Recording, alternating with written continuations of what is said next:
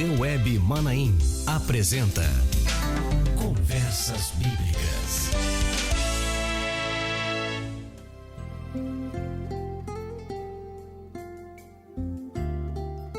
Irmãos, a paz do Senhor. Estamos começando mais uma edição do programa Conversas Bíblicas pelo sistema multiplataforma da Rádio Manaim. Você que nos ouve ou nos assiste, é uma alegria contar com a sua audiência e contar, inclusive, com a sua contribuição, com seus comentários aqui no banner do programa Conversas Bíblicas, na transmissão do programa Conversas Bíblicas pelo Facebook. E nós estamos tratando nessa sequência do programa Conversas Bíblicas sobre a história da obra, a história da Igreja Cristã Maranata. Falamos sobre os primórdios, como começou, falamos sobre as experiências que tivemos com o Senhor, com o Espírito Santo de Deus, aquilo que Ele foi dirigindo, orientando e formatando uma igreja, não sob o entendimento humano, mas sob o interesse, o desejo, a vontade do Espírito Santo. E nós continuamos tratando deste assunto. E mais uma vez contamos com a presença do pastor Amadeu Loureiro. Pastor Amadeu, a paz do Senhor, seja bem-vindo. A paz do Senhor. Muito bem. Nós vamos ler na Palavra do Senhor um texto que se encontra no livro de Neemias, um livro que temos estudado tanto este ano, Neemias 6, verso 3, que diz assim: E enviei-lhes mensageiros a dizer, estou fazendo uma grande obra, de modo que não poderei descer, porque cessaria esta obra quando eu a deixasse e fosse ter convosco. Muito bem, pastor Amadeu. Falamos sobre as 3 doutrinas que nortearam a Igreja Cristã Maranata. E chegamos aí na década de 70, no início ali de 73, 74. Houve algumas experiências marcantes para nós do ponto de vista histórico na década de 70 com grandes reuniões. Como foram essas experiências?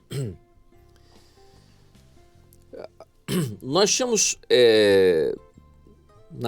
nesse período, nós já tínhamos as igrejas, um grupo pequeno de igrejas, mas bem estruturado, né? Já com uma base doutrinária, que era muito importante você ter uma base doutrinária, porque os movimentos pentecostais, eles não tinham uma base doutrinária, porque eles enfatizavam.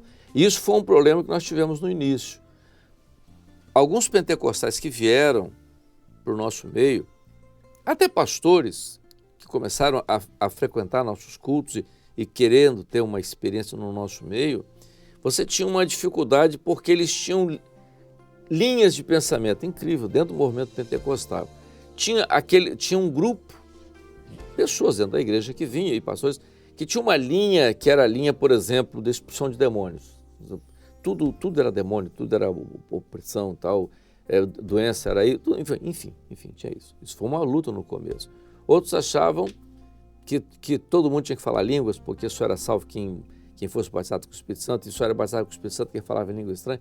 Uma série de linhas no nosso meio que começaram a ter um problema, entendeu, dentro disso. Mas nós estávamos basicamente preparados. Então o Senhor deu uma revelação ao Jonas que houvesse uma grande evangelização, nós fizemos no estádio da Desportiva. Nós conseguimos, veja só, colocar mais de 30 mil pessoas dentro daquele estádio, usando tudo, inclusive o campo. Nessa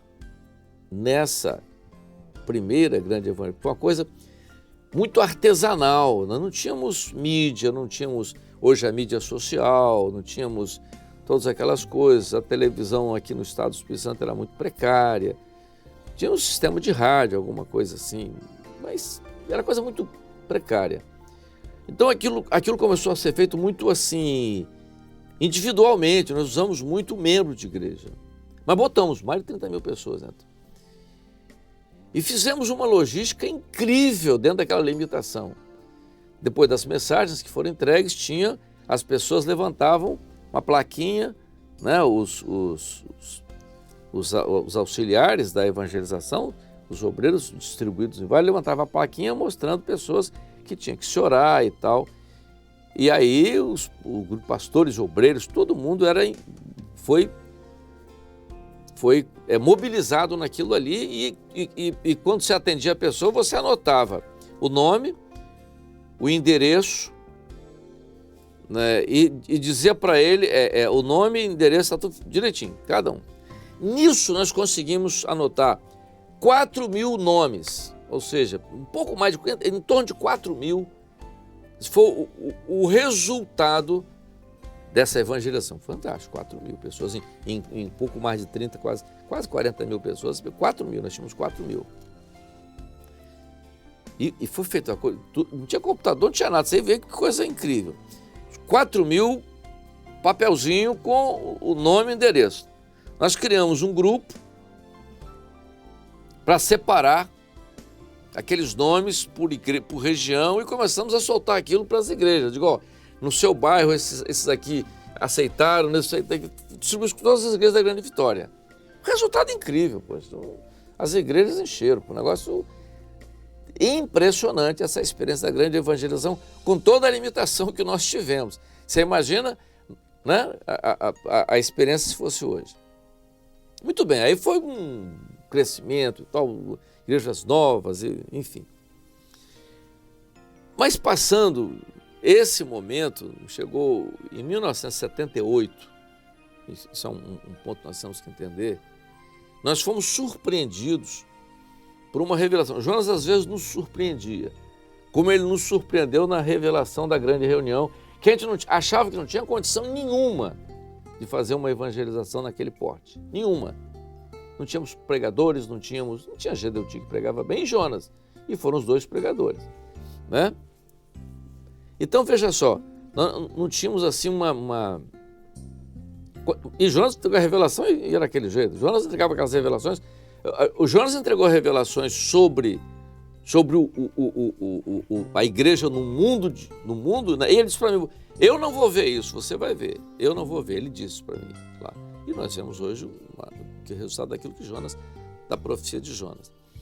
Em 1978, ele já estava bem doente, ele tem uma revelação, e as revelações de Jonas eram de impacto. Ele chegou numa reunião e disse, o senhor me revelou que tem que mudar o nome da igreja. Eu estou, mas Jonas, nós já estamos... Não, o senhor revelou que não é esse o nome da igreja, não. A minha obra, olha só. Aliás, a palavra obra, que as pessoas... é o apelido da igreja Maranata, não. O senhor, a obra foi uma revelação que o senhor deu, dizendo que nós estaremos realizando um projeto. E que o projeto seria a realização de uma obra. Por isso que a gente fala, tá? Não estamos aqui falando que os outros não sejam obra. É um projeto que o senhor colocou na nossa mão, profético. O senhor disse que ele quer uma obra do fim. E a igreja que ele levantou agora, não há mais tempo para outra coisa. Ela tem uma mensagem. E a mensagem é Jesus vem. Então, a partir de agora, a igreja vai ser conhecida mundialmente com dois nomes, Maranata Manaim. Na cabeça de Jonas, a igreja se chama Maranata Manaim, o nome da igreja, Igreja Maranata Manaim. Foi trazida a revelação assim, o senhor me revelou que o nome vai ser Maranata Manaim. Ponto. Gedeuti disse, Jonas, olha só, vamos discernir isso aí. Nós já tínhamos um Manaim. Estava funcionando, que era o sítio lá de Marechal, né? naqueles inícios, estou com todas aquelas... Falei, Jonas, olha só, Maranata, tá certo, Maranata vai ser o templo. O nosso nome hoje é a Igreja Cristã Presbiteriana, vai passar para a Igreja Maranata, tá, o templo. Mas os Manaíns vão ser locais onde nós vamos divulgar e unificar a doutrina. Porque nós já tínhamos 3 doutrinas que faziam diferença.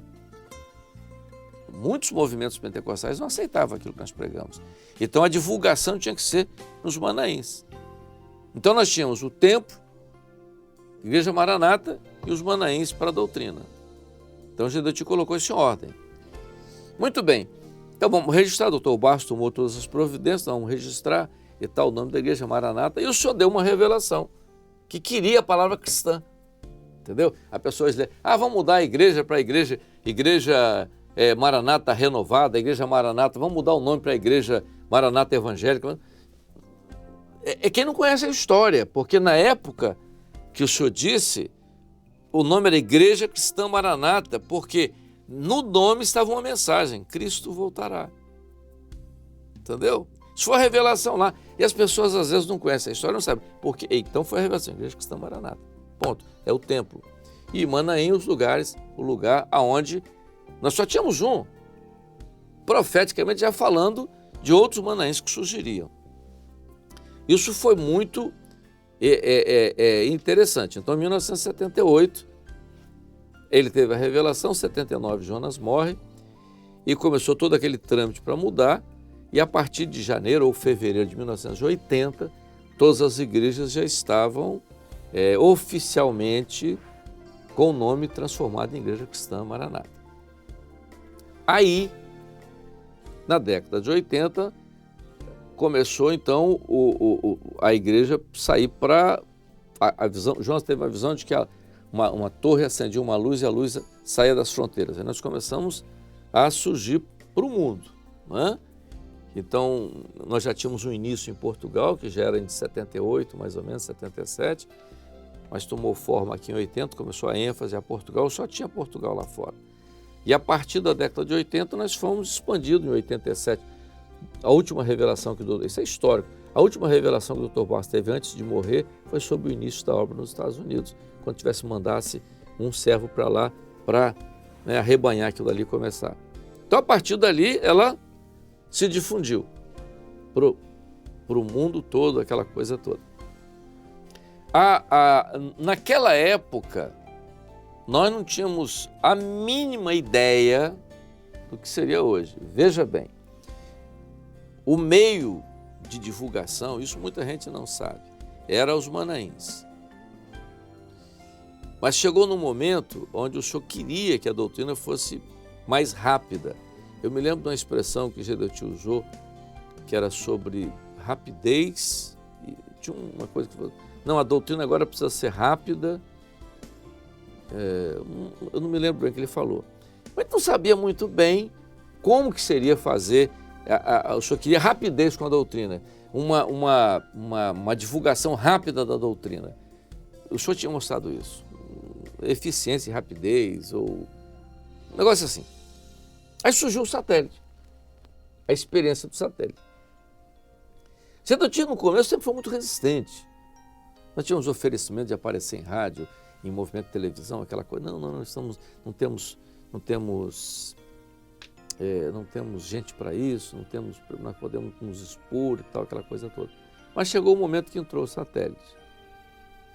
Quando entrou o satélite, a mesma oposição no início dos seminários, que alguns pastores acharam que nós estávamos voltando ao seminário tradicional. E o senhor disse que não, agora era simplesmente a divulgação da doutrina. Quando o satélite entrou, qual era o objetivo do satélite lá no início? E que ninguém entendeu. Era a rapidez da doutrina, só. A gente não entende. Por quê? Tem dificuldades técnicas? Nós tínhamos. Nós não somos profissionais da mídia. Não somos uma rede de televisão e tal. Tem dificuldade. O senhor trouxe você, outros que começaram a mudar isso. Mas lá no começo era muito assim, muito incipiente a coisa. Mas era um início. Qual a vantagem o que o senhor queria com o satélite? Rapidez na divulgação da doutrina. E hoje, Josias, qualquer canto que você vai hoje aí, qualquer cantinho onde tem uma igreja nossa, você vai lá perguntar, ele fala sobre restauração, momento de restauração, ele fala sobre toque da trombeta, ele fala, por que isso? O adversário não queria isso de forma nenhuma. Por quê? Porque a doutrina não é fácil. E você divulgar a doutrina não é fácil. Nem todas as vezes tem condição, não por dificuldade espiritual, mas é por dificuldade às vezes própria, inerente à pessoa, de transmitir a doutrina como ela é.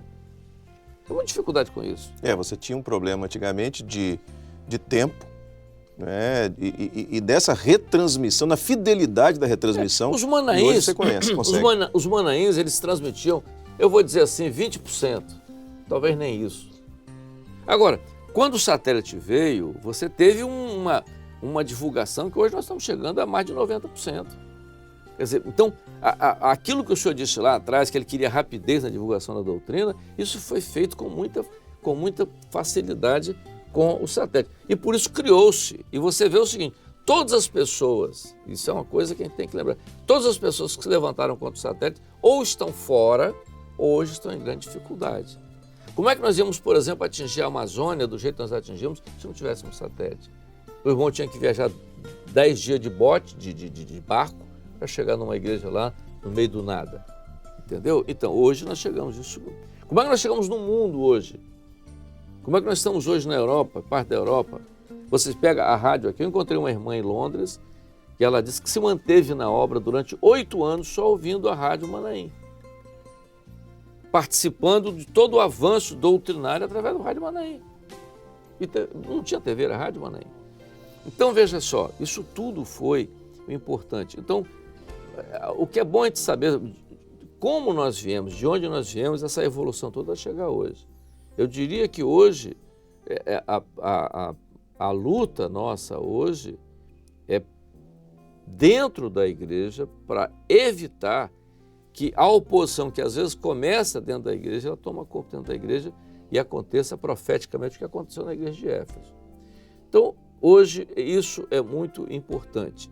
Depois vem a mudança do culto, né, com o culto profético, depois. Isso é uma outra história, depois a gente pode conversar uma outra oportunidade sobre esse assunto. Muito bem. Deixamos aqui o pastor Amadeu bem à vontade, porque é um relato, um registro de uma história que é a nossa história. Nós estamos vivendo essa história. Quando lemos na palavra do Senhor acerca de determinados momentos da história da igreja e vemos que coisa maravilhosa como Deus fez com começo, meio e fim daquele período para que se começasse um novo período, nós estamos vivendo uma parte, né, deste projeto, estamos vivendo a nossa história e uma história dirigida pelo Espírito Santo de Deus. Nesses 3 programas, Conversas Bíblicas, você pode conhecer mais profundamente o significado, a origem e as experiências que nos trouxeram até aqui. Pastor Amadeu, muito obrigado por nos trazer esse tema. Obrigado você. Deus abençoe a todos. Em outras oportunidades, certamente estaremos juntos. Claro. Será um prazer para nós. Amém. Muito bem. Convido você para estarmos juntos na próxima quinta-feira com um novo tema, um novo convidado aqui no programa Conversas Bíblicas. É uma alegria contar com a sua audiência. Rádio e TV Web Manaim, juntas, anunciando o Evangelho Eterno. Você acabou de assistir na TV Web Manaim Conversas Bíblicas.